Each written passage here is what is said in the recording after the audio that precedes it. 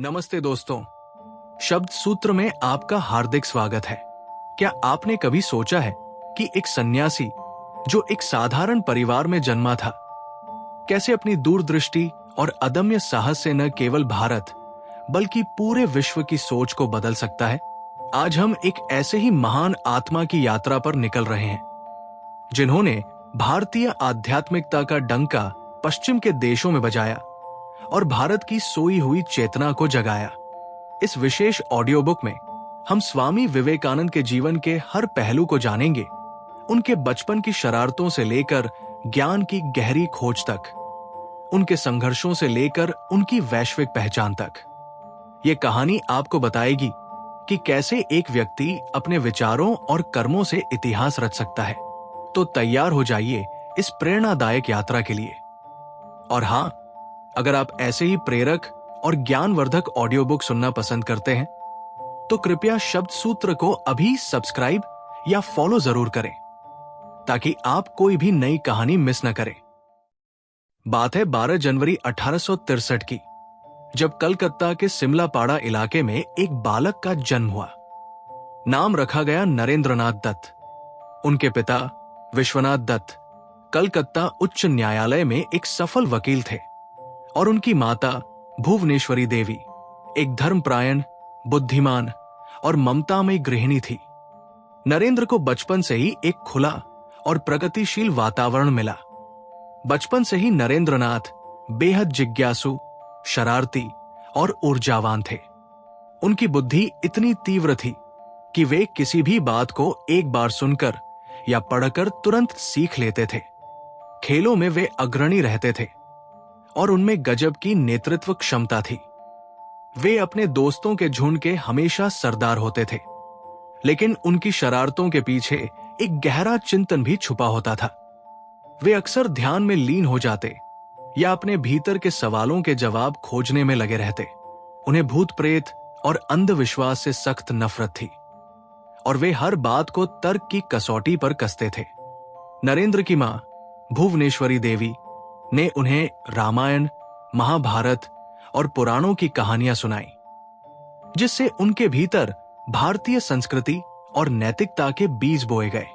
उनके पिता ने उन्हें पश्चिमी विज्ञान, दर्शन और साहित्य से परिचित कराया, जिससे उनकी सोच और भी विस्तृत हुई।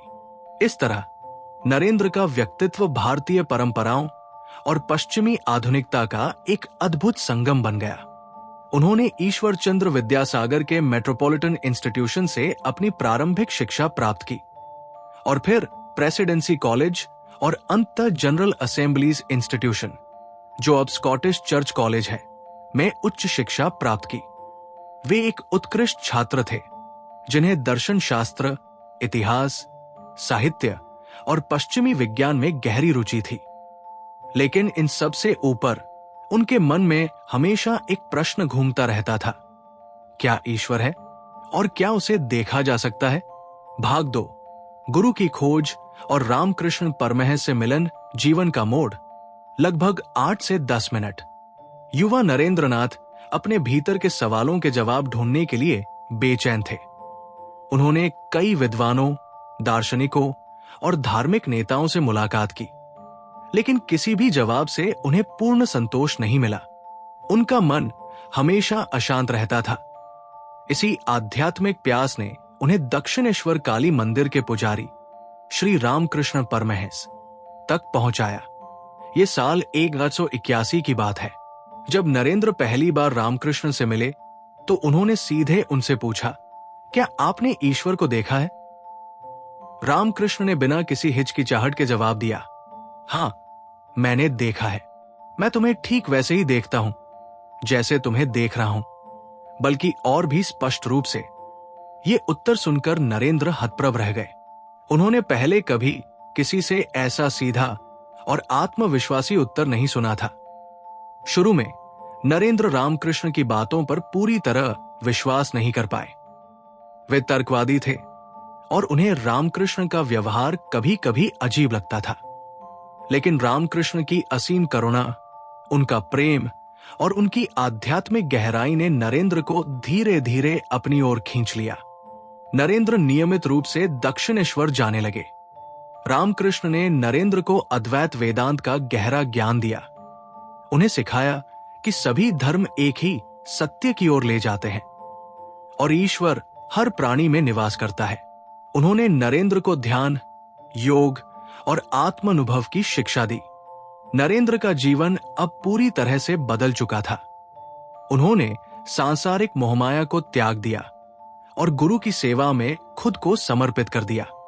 इसी दौरान उनके पिता का निधन हो गया, जिससे परिवार पर आर्थिक संकट आ गया। नरेंद्र को नौकरी ढूंढने और अपने परिवार का भरण पोषण करने की जिम्मेदारी उठानी पड़ी। ये उनके जीवन का एक कठिन दौर था, लेकिन इसने उन्हें व्यावहारिक ज्ञान और मानवता के कष्टों को करीब से समझने का अवसर दिया। रामकृष्ण परमहंस ने 1886 में अपना शरीर त्याग दिया। अपने गुरु के निधन के बाद नरेंद्र और उनके कुछ गुरु भाइयों ने संन्यास लेने का फैसला किया। नरेंद्रनाथ ने स्वामी विवेकानंद नाम धारण किया, जिसका अर्थ है विवेक का आनंद। उन्होंने अपने गुरु के अधूरे कार्य को पूरा करने और उनके संदेश को जनवरी से जनवरी तक पहुंचाने का संकल्प लिया। स्वामी विवेकानंद ने गुरु के आशीर्वाद और उनके दिए गए ज्ञान को साथ लेकर पूरे भारत की यात्रा पर निकल पड़े। ये एक अद्भुत यात्रा थी, जिसमें उन्होंने पैदल चलकर देश के कोने कोने को देखा। उन्होंने गांवों में रहने वाले गरीबों, दलितों और उपेक्षित लोगों के दुख दर्द को करीब से अनुभव किया। उन्होंने देखा कि कैसे सदियों से चली आ रही सामाजिक बुराइयों, अंधविश्वासों और जातिवाद ने भारत की आत्मा को खोखला कर दिया था। उनकी यात्रा उन्हें कन्याकुमारी तक ले गई, जहां वे समुद्र के बीच स्थित एक विशाल चट्टान पर 3 दिनों तक ध्यान में लीन रहे। यहीं पर उन्होंने अपने जीवन का मिशन स्पष्ट रूप से समझा। भारत को अपनी खोई हुई आध्यात्मिक चेतना वापस दिलानी होगी और साथ ही सामाजिक उत्थान और शिक्षा के माध्यम से उसे आधुनिक बनाना होगा। उन्होंने महसूस किया कि भारत की गरीबी सिर्फ आर्थिक नहीं, बल्कि विचारों की गरीबी भी है। इसी दौरान उन्हें शिकागो, अमेरिका में होने वाली विश्व धर्म संसद के बारे में पता चला।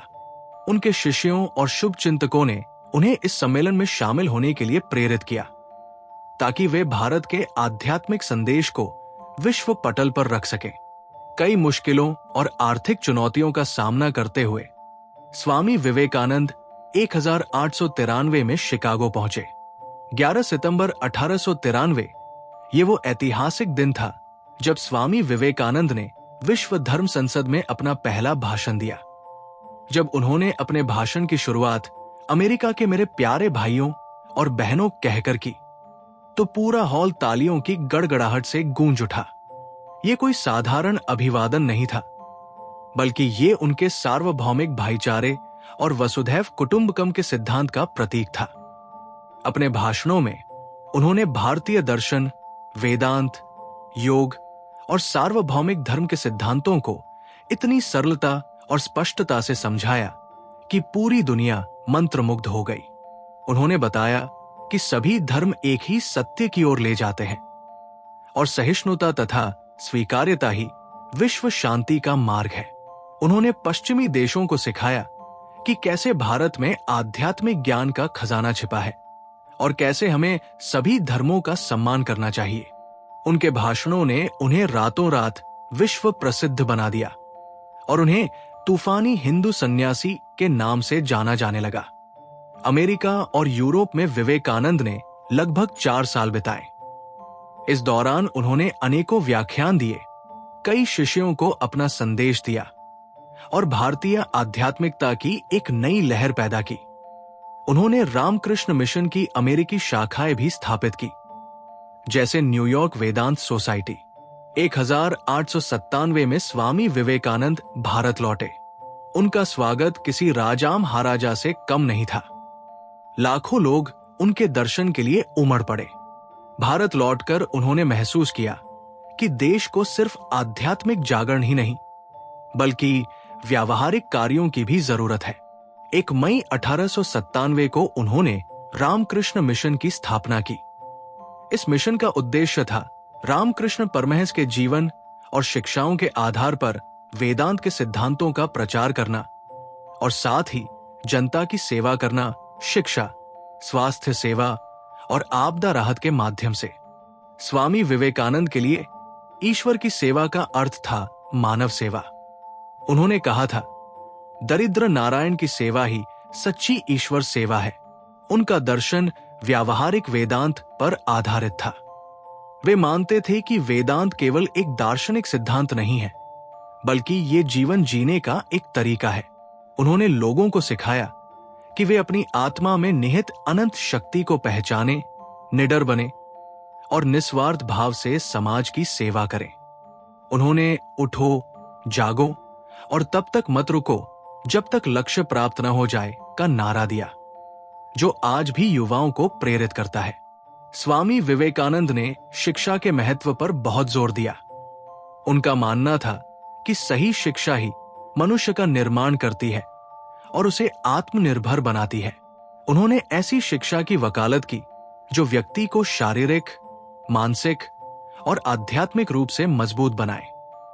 उन्होंने महिला शिक्षा के प्रबल समर्थक थे, क्योंकि वे जानते थे कि एक शिक्षित नारी ही एक सशक्त समाज का निर्माण कर सकती है।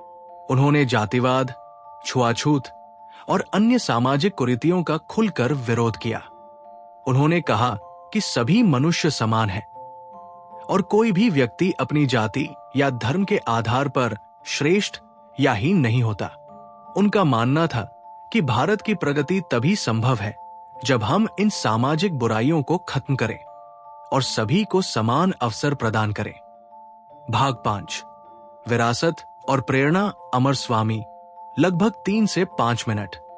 अपने छोटे से जीवन काल में केवल 39 वर्ष की आयु तक स्वामी विवेकानंद ने जो कार्य किए वे अतुलनीय हैं। 4 जुलाई 1902 को उन्होंने महासमाधि ली और इस नश्वर संसार को त्याग दिया। लेकिन उनका शारीरिक अंत उनके विचारों का अंत नहीं था। आज भी स्वामी विवेकानंद का जीवन और उनके विचार करोड़ों लोगों के लिए प्रेरणा का स्रोत है। उन्होंने भारत की आध्यात्मिक चेतना को जगाया और उसे वैश्विक मंच पर पहचान दिलाई। उनके कारण ही पश्चिम में योग और वेदांत को गंभीरता से लिया जाने लगा। भारत में उन्हें एक राष्ट्रीय नायक, एक महान देशभक्त और एक दूरदर्शी आध्यात्मिक गुरु के रूप में याद किया जाता है। उनका जन्मदिन 12 जनवरी राष्ट्रीय युवा दिवस के रूप में मनाया जाता है, जो युवाओं को उनके आदर्शों का पालन करने और देश के निर्माण में योगदान देने के लिए प्रेरित करता है। स्वामी विवेकानंद का संदेश आज भी उतना ही प्रासंगिक है जितना तब था। उनका आत्मविश्वास, उनका साहस, उनकी निस्वार्थ सेवा की भावना और उनका मनुष्य निर्माण का आह्वान, ये सभी हमें सिखाते हैं कि कैसे हम अपने भीतर की शक्ति को पहचान कर अपने और समाज के लिए एक बेहतर भविष्य का निर्माण कर सकते हैं। वे एक सच्चे कर्मयोगी थे, जिन्होंने केवल बातें नहीं की, बल्कि अपने जीवन से अपने दर्शन को जिया। उनका जीवन हमें याद दिलाता है कि चुनौतियां कितनी भी बड़ी क्यों न हो, यदि हमारे इरादे मजबूत हों और हमारा विश्वास अटल हो, तो हम हर बाधा को पार कर सकते हैं। स्वामी विवेकानंद अमर हैं। उनके विचार हमेशा हमें सही मार्ग दिखाते रहेंगे।